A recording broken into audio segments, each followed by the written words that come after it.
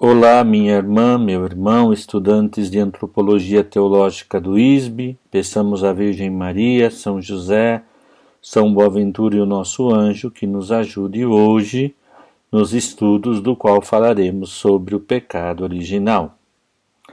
Glória ao Pai, ao Filho e ao Espírito Santo, como era no princípio, agora e sempre. Amém.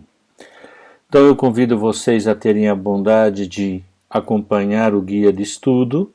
Mais uma vez eu usei o Pecado Original em Santiago Sans, que são aulas encontradas ali no site da Opus Dei, porque é um resumo do resumo para quem está estudando à distância, muito importante, o livro do Ladária e a nossa aula gravada. Peguem comigo, por favor, esses temas nós estamos vendo como num conjunto final, conclusivo. Então, nós vimos o homem no elevação à ordem sobrenatural, como entendendo como a teologia tratou a questão do homem criado e elevado a participar da vida divina. Falta-nos ainda, depois do pecado original, o homem na graça de Cristo e as questões últimas escatológicas, tudo isso introdutório, porque em outros grandes tratados nós veremos, vocês verão. E como entender o pecado original? Então vem comigo no guia de estudo, o ponto de partida é este. Com o relato da transgressão humana do mandamento divino, de não comer do fruto da árvore proibida, por instigação da serpente, Gênesis 3, 1 ao 13, a Sagrada Escritura ensina que no começo da história, nossos primeiros pais se rebelaram contra Deus, desobedecendo e sucumbindo à tentação de querer ser como deuses. Como consequência, receberam o castigo divino, perdendo grande parte dos dons que lhes haviam sido concedidos, e foram expulsos do paraíso. Isto tem sido interpretado pela tradição cristã como a perda dos dons sobrenaturais e preternaturais. Perdeu a graça de participar da natureza divina, porque perderam o estado de justiça original, perderam a ciência, ficaram passíveis da dor, a ignorância veio por causa disto e perdeu a amizade com Deus em linhas gerais, tá bom? Não se lembrem que essa aula está ligada à da aula passada e entendam que a Igreja formulou a doutrina da elevação à ordem sobrenatural a partir da queda, entendendo como, relacionando o que o homem e o que a mulher, cada um perdeu, tá bom? Fruto da desobediência, de preferir-se a si mesmo em lugar de Deus, o homem perde a graça e também a harmonia com a criação e consigo mesmo. O sofrimento e a morte entram na história. 1.2 O primeiro pecado teve o caráter de uma tentação aceita, pois por trás da desobediência humana está a voz da serpente que representa Satanás, o anjo decaído. A revelação fala de um pecado anterior, seu e de outros anjos, do qual, tendo sido criados bons, rejeitaram irrevogavelmente a Deus. Após o pecado humano, a criação e a história ficam sob a influência maléfica dos primeiros caídos, que foi o demônio e os anjos que o seguiram, pai da mentira e homicida desde o princípio. Embora o seu poder não seja infinito, mas muito inferior ao divino, causa realmente danos muito graves em cada pessoa e em toda a sociedade, de modo que o fato da permissão divina da atividade diabólica não deixa de constituir um mistério. Quando eu era um jovem formador no seminário, sempre me empurravam o tratado, um seminário sobre o problema do mal.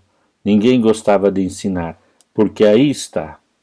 É a permissão de Deus, não Deus querer, mas permitir a ação do mal, É um mistério que, para bem tratá-lo, só entenderemos aquilo que cantamos na Páscoa. Ó feliz culpa que nos mereceu um tão grande Redentor, que é Cristo. Tá bom? Mas é um mistério, o mistério da iniquidade. Depois, 1.3. O relato contém também a promessa divina de um Redentor, Gênesis 3,15. Se vocês quiserem ler comigo, lerei com vocês com muito gosto. Gênesis 3,15 é o proto-evangelho, quer dizer, o evangelho original, primeiro, que dá origem a outros evangelhos, que é a promessa de redenção, que diz assim: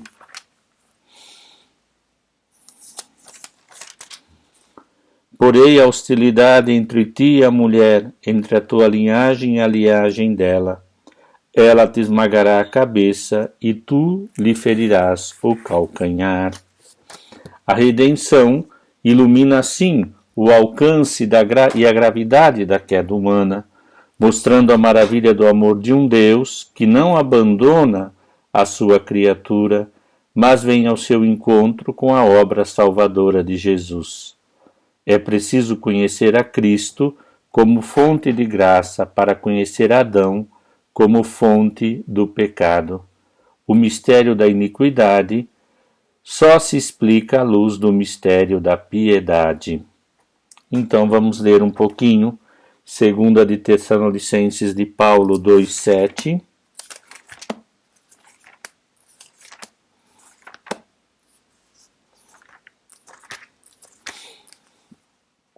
Vamos meditar um pouquinho, queridos, porque nos ajuda muitíssimo a entender coisas tão profundas, mistérios que nos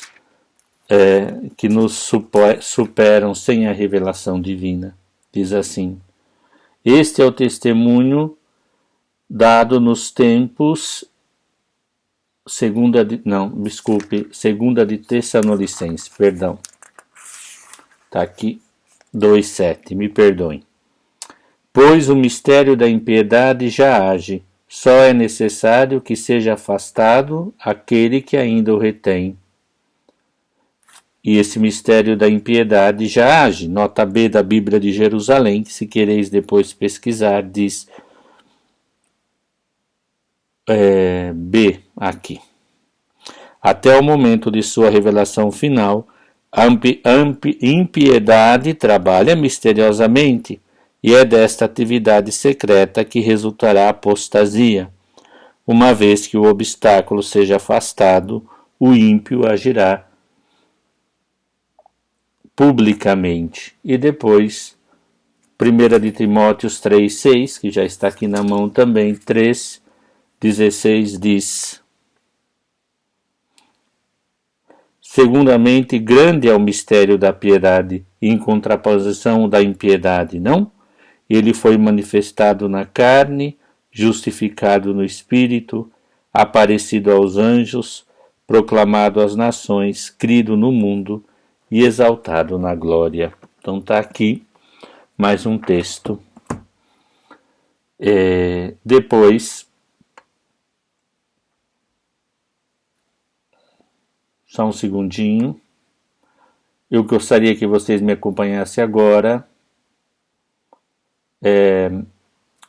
no 1.4, que especifica melhor essa relação cristológica como mistério da piedade. Só à luz da reinterpretação que o Novo Testamento e a tradição dão a essas narrativas, se desenvolve a doutrina do que o autor trata. Na carta de São Paulo aos Romanos 5, 12 e 21, desenvolve-se a doutrina do pecado original, porém tem o objetivo cristológico. Nele há salvação, graças à justificação que se adquire pela fé nele e não por nossas próprias obras. Na justificação e na graça há algo de prévio à nossa decisão e ao nosso agir. A salvação que é em Cristo e já é realidade, como também há algo prévio à nossa opção pelo pecado, de que Jesus nos liberta. 1.5. A Igreja entendeu sempre este episódio de Adão e Eva, que eu gostaria de ler para vocês.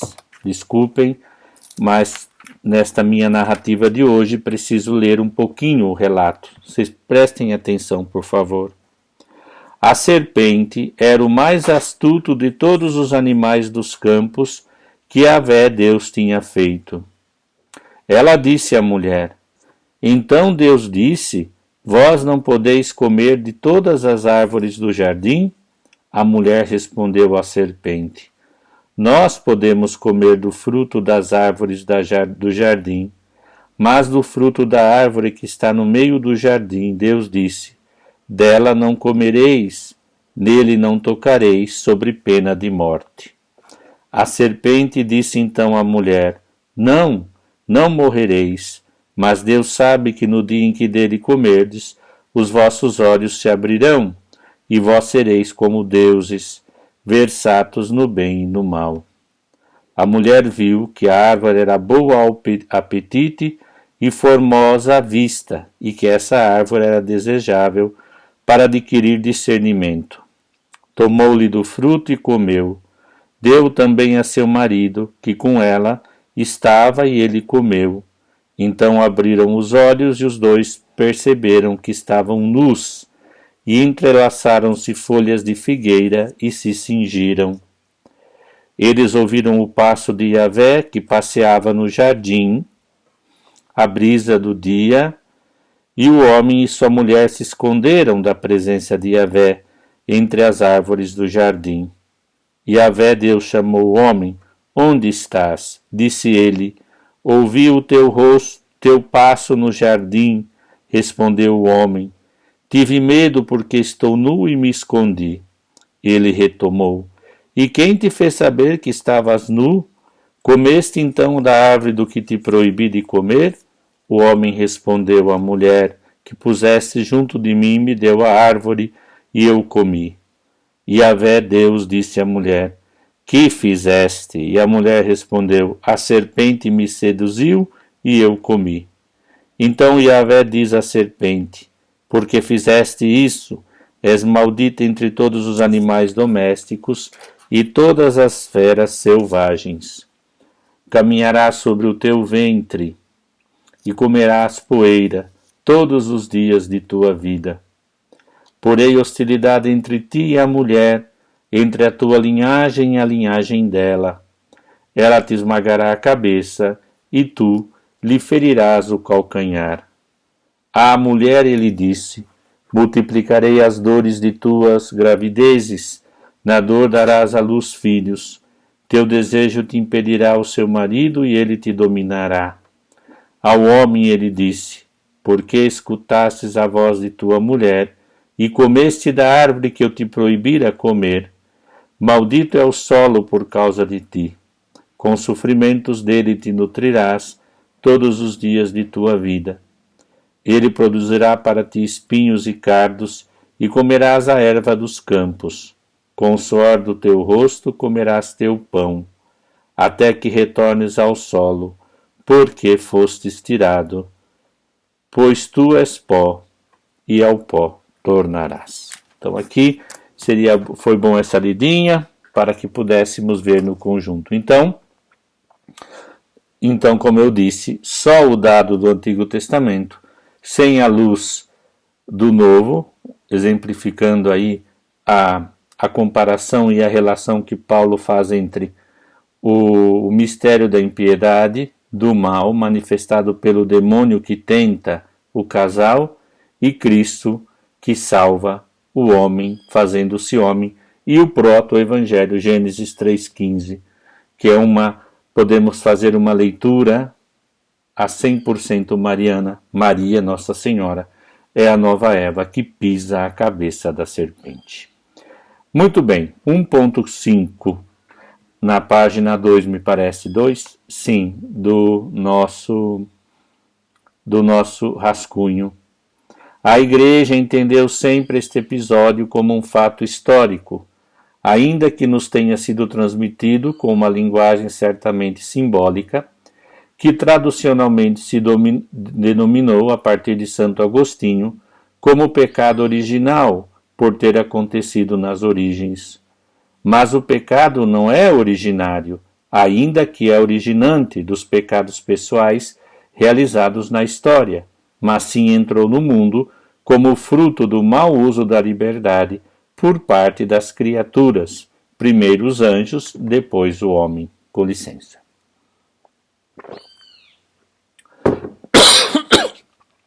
O mal moral, não pertence, pois, à estrutura humana, não provém da natureza social do homem, nem da sua materialidade, nem obviamente de Deus ou de um destino inamovível.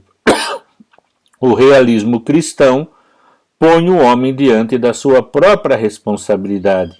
Cada indivíduo pode fazer o mal como fruto da sua liberdade, e o responsável por esse mal não é o outro, a não ser o próprio homem. Aqui está bem explicado o realismo cristão. Mas há duas visões distorcidas desse realismo cristão. Vamos ver agora. Vem comigo no ponto 1.6. Ao longo da história, a Igreja formulou o dogma do pecado original em contraste com o otimismo exagerado e o pessimismo existencial. Então, o que seria, então? Diante de Pelágio, otimista exagerado, que afirmava que o homem pode realizar o bem apenas com as suas forças naturais e que a graça é uma mera ajuda externa, minimizando assim tanto o alcance do pecado de Adão como a redenção de Cristo, reduzidos a um mero mau ou bom exemplo, respectivamente o Concílio de Cartago, seguindo a Santo Agostinho, ensinou a prioridade absoluta da graça, pois o homem, após o pecado, sofreu um dano. Anti-Lutero, pessimismo existencial, que sustentava que após o pecado o homem está essencialmente corrompido em sua natureza, que a sua liberdade ficou anulada e que em tudo o que faz há pecado, o Concílio de Trento afirmou a relevância ontológica do batismo. Que faz o batismo, minha gente? Que apaga o pecado original, ainda que permaneçam as sequelas, entre elas a concupiscência, que não se deve identificar, como fazia Lutero, com o próprio pecado. O homem é livre em seus atos e pode merecer com suas boas obras, sustentadas pela graça. A natureza do homem e da mulher ficou ferida, mas não destruída. O homem pode, com a graça, ser santo, fazer obras de mérito, se configurar mais plenamente a Cristo, ser mais semelhante a Cristo. E agora, para terminar, vamos estudar Ladária. Ladária nos dá alguns elementos que nos ajudam a entender melhor o pecado original. Vamos lá. Primeiro, 2.1, vem comigo na página 3. Discutindo sobre os problemas atuais sobre o pecado original, o autor, Ladária, diz que temos que indicar que o pecado original é chamado pecado apenas analogicamente em relação a um pecado pessoal. 2.2. O uso do termo pecado, num sentido unívoco, levou no passado a dificuldades insuperáveis, quando se quis, por exemplo, determinar em que sentido o pecado original é voluntário, sendo o voluntário um elemento essencial na noção de pecado pessoal. Há hoje um amplo acordo sobre este ponto entre os teólogos. Vamos ver o que os teólogos dizem. Lá no 2.3, chamamos de pecado o pecado original, porque separa de Deus, porque afasta o homem da sua vocação, porque a relação com Deus é por ele marcada de modo negativo. E agora diz, A teologia tradicional distingue entre o chamado pecado original originante e o pecado original originado. Vamos ver o que é? O primeiro, pecado original originante, cometido no início da história, que deu a origem ao mal em que agora vivemos e que experimentamos. Já o pecado original originado são exatamente essas consequências negativas em nós, nossa situação de isolamento em relação a Deus, que tem no pecado originante sua causa e seu fundamento.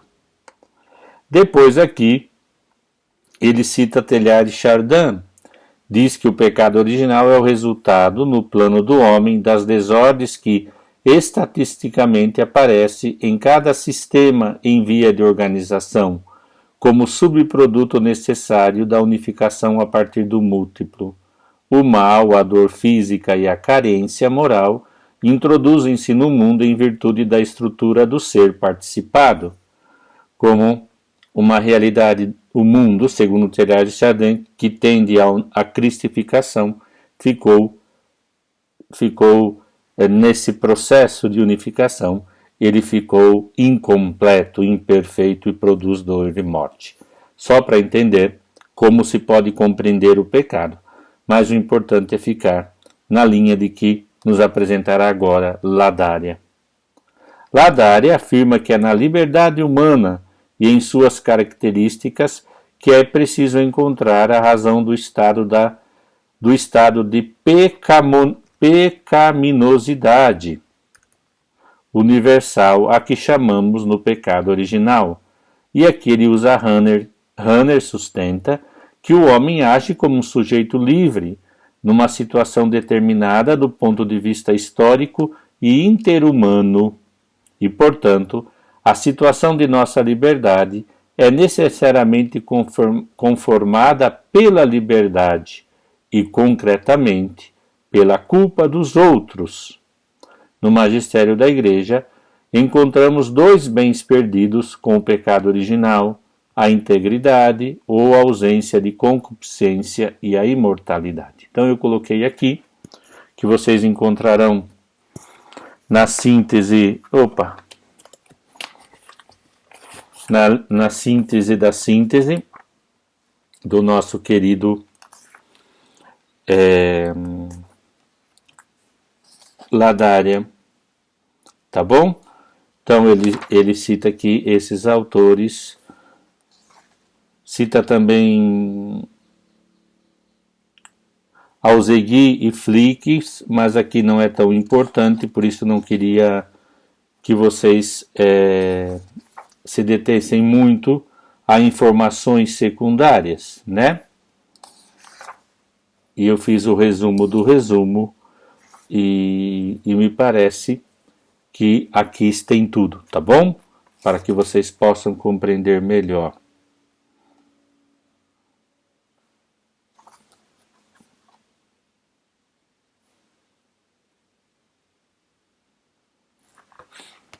E vamos continuar. Deu para entender melhor? Penso que sim, né? Rahner nos dá algumas informações precisas da questão da liberdade humana. Pois então, 2.7. Ladária prefere uma noção teológica sobre o pecado original e argumenta que vê a integridade da liberdade humana ou a ausência de dificuldade em fazer o bem que vem da harmonia com Deus. Por conseguinte, a concupiscência deveria ser vista como a diminuição da liberdade produzida pelo pecado, e que ao mesmo tempo, quando ela foi perdoado, continua a pesar em nós, em nosso ser criatural. Diante da morte biológica, que junto a ela se fala de separação de Deus, Ladária afirma que devemos considerar que a imortalidade definitiva a que somos chamados não é desta vida, mas que consiste na participação da vida de Cristo ressuscitado. É uma consideração também que engloba a doutrina do estado original. E Ladária conclui o argumento dizendo que não se trata de olhar apenas para trás, mas manter para a frente, para a plena realização do plano original de Deus, para o homem que terá lugar na consumação escatológica. Então aqui temos a explicação de nosso querido Ladária. Então, eu coloquei as informações centrais neste rascunho sobre o pecado original, coloquei a doutrina explicada pelos Sans desse site com informações mais claras atuais e vemos que Ladária simplificou, deu uma síntese e eu procurei sintetizar o que não fica claro, mas penso que agora ficou um pouquinho mais, né? Em outras palavras, o pecado original só se entende à luz de Cristo. Esses conceitos que vocês viram, originante, originado, todos esses conceitos, analogia, só podemos compreender o que o pecado original em nós porque nos deixou com essa ferida herdada que nos leva à concupiscência, mas maior é a graça. E mesmo que analogamente podemos entender que o que Teilhard de Chardin diz, que tudo isso também entrou num plano de Deus unificador, que tem um sentido, que tem uma finalidade, que se refere a Cristo. E aqui entra o problema da morte biológica, que para nós hoje aparece como um castigo. Não estava nos planos de Deus, haveria sim a cessação de órgãos, talvez passaríamos por uma ordem linda e maravilhosa, mas ainda o é, porque na fé nós podemos ver a sua importância escatológica, mas a dor entrou no mundo, mas em Cristo a dor é redentora. Por isso que dois temas precisamos falar, da graça e da glória ou da escatologia. Mesmo que existe um tratado, eu mesmo já ensinei aí no ISB Escatologia sobre o tema, tá bom? Então aqui está, eu gostaria apenas que vocês lessem o rascunho, se precisar o livro, e meditassem teologicamente, compreendesse os pontos essenciais. E se for necessário, vocês sabem como me encontrar, onde me encontrar, e estou sempre à disposição para ajudá-los. Tentei narrar de modo mais simples possível, conto com a vossa compreensão e com a vossa ajuda. Ajuda qual? Estudando, tá bom? Um grande abraço, desejo a você toda a paz e todo o bem. Muito obrigado.